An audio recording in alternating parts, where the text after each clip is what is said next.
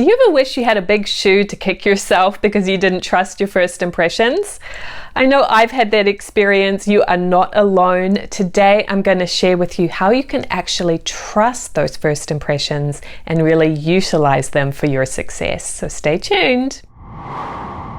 Welcome, my name is Melissa and I am your guide to all things spirituality, connecting with your spirit guides, developing your intuition and finding your unique life purpose. If you're new here, please hit that subscribe button. I share these videos weekly. I would love to welcome you to this amazingly supportive spiritual community.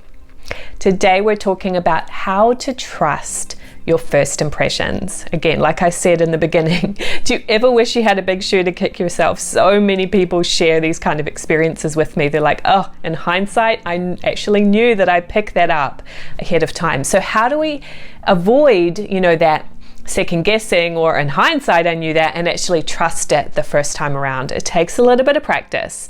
It takes developing a new habit, but I know that you can do this. So here's what's important to understand. You have two parts to your nature. You have your intellectual nature, which is the logical thinking, analyzing mind. And you have your feeling nature, which is your intuition, your hunches, your experiences, and your feelings. Now, you might also say that the intellect is more masculine, driven energy, and the feeling nature is more feminine, receiving energy. Regardless of if you're male or female, that does not have anything to do with it. We both have both of these aspects, okay? So in our society, the masculine and the driven and the intellectual has been overly emphasized for way too long. So we are all programmed without knowing it from a very young age to be in our head and to actually not trust the feeling nature. So a big part of what I share with people is to help you to find that balance and actually bring your feelings or your intuition to the forefront. Now, this can feel really scary and uncomfortable at first because it is not what we were taught to do. All of these habits and ways we're taught to do things becomes very ingrained, but it's actually not your true nature as a soul. So it is possible to get to a point of balance. It just might feel a little strange at first because it's a new habit and a new approach to life. But believe me, the benefits are so worth it. So what happens when you're not trusting your first impression is you're actually getting that impression from your intuition. Sometimes it's coming from your spirit guides. A lot of times it's just your sensitivity, your energy, you're picking things up.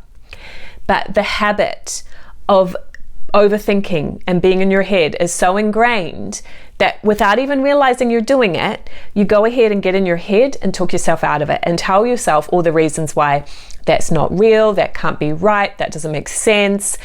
Who are you to think that, right? Anything that your intellect can kind of come up with to tell you why that feeling nature is wrong.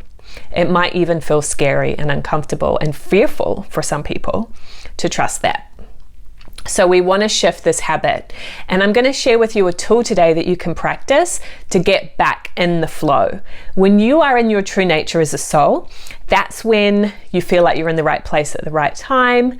Things are showing up for you. You're unfolding, you're growing, you're expanding, you're happy. So many people aren't happy in this planet right now. So I'm sure you have had times when you've been in this flow. And then our habits and all those messages out there in society get us out of that. It's understandable because this is a new thing and most people aren't approaching life this way. But though you'll see people in your life who just feel really present, really calm, connected, those are the people who've learned how to master this flow.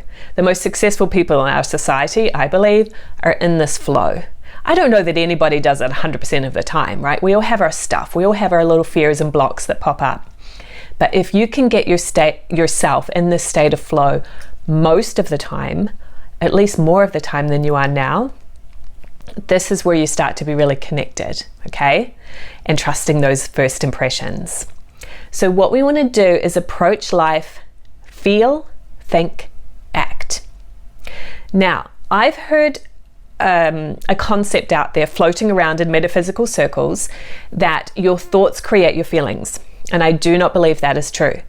thoughts create emotions. Emotions are the ways we've been taught to feel. They're the reactions. They're based on programming and beliefs. So if I have a thought, I might have an emotional reaction to that thought, right? Like, you suck.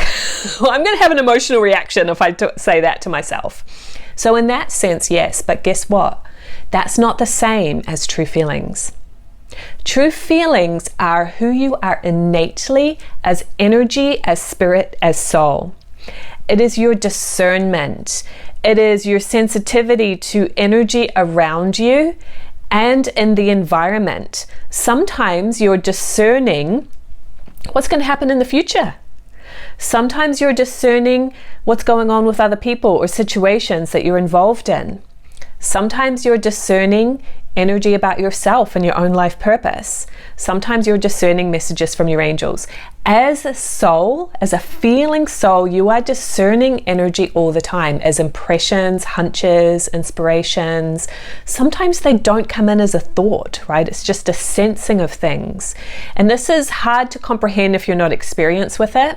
You're doing it anyway, you just don't realize it. But you've got to get out of your head a little bit and just get a little bit more practice with this, and you'll start to realize what I'm talking about. I bet you will come back to this video in 2 or 3 years' time and go, oh, I get now what Melissa was talking about. Okay, so that's the feeling that we're talking about, and it comes first. It's your discernment, it's your hunch, it's your impression, it's your inspiration, it's your idea, but it comes from energy. Okay.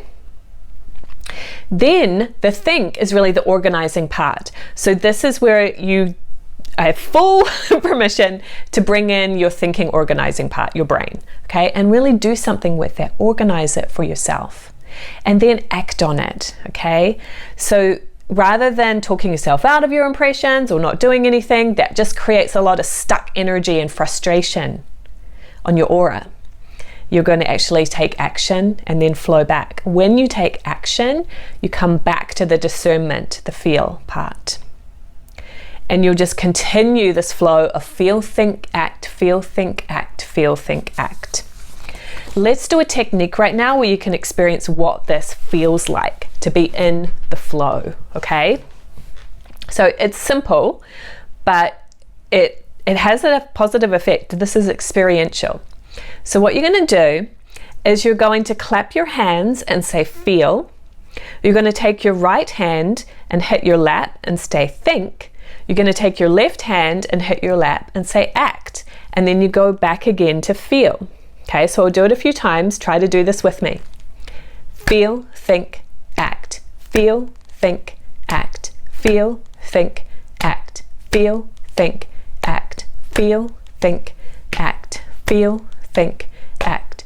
Feel, think, act. Feel, think, act. Okay, now you could go on for longer, but just notice for a moment, how does that feel? I encourage you to do this again when you finish watching the video. Do it a few times and just start to feel what this energy is like. You'll start to feel this flow.